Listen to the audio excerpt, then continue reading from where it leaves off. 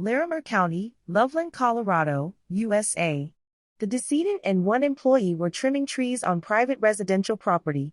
The decedent was disposing of cut limbs via a commercial wood chipper. His employee was in an aerial bucket lift, trimming and dropping limbs. The employee observed that the decedent appeared to be drawn into the feeding mechanism of the wood chipper by a gloved hand. At that time, the employee began a descent and then jumped from the bucket lift at approximately 10 to 12 feet from the ground. By the time he reached the decedent, approximately 22 feet away, only the decedent's feet were visible as they were being drawn into the wood chipper.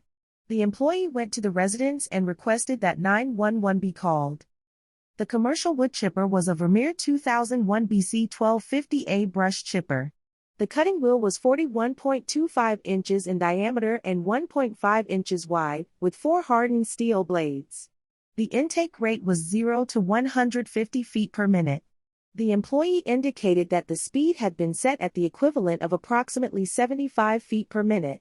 Given this estimated rate and the decedent's height, the estimated elapsed time of this incident was less than 7 seconds. Information from Vermeer also supported that a 1 inch to 2 inches limb could be stuck or pulled through the machinery mostly intact because of the gap distance between the gears and cutting blades versus the machine itself. On-scene tentative identification of the decedent to this point was based only on the statements of the employee.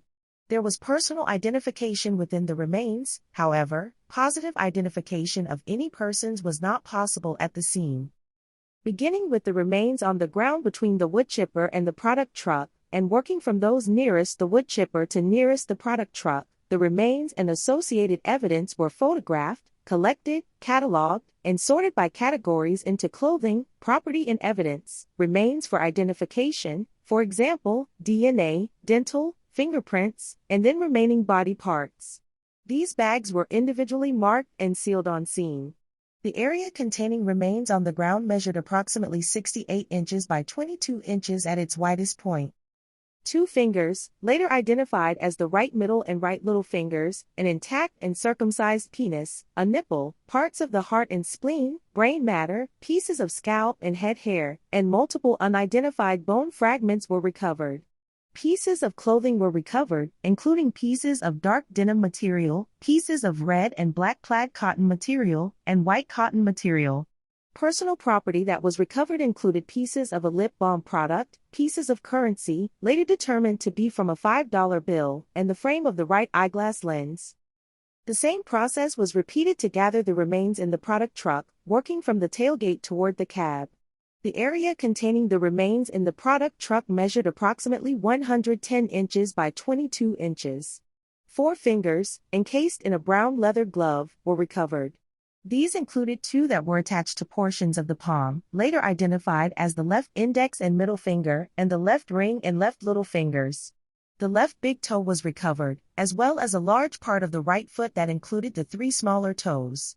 The remaining nipple, large sections of the scalp, parts of the heart, lung, and diaphragm, and brain matter were also recovered in greater quantity than those recovered from the ground. Additional pieces of skin and scalp with short brown hair were also recovered.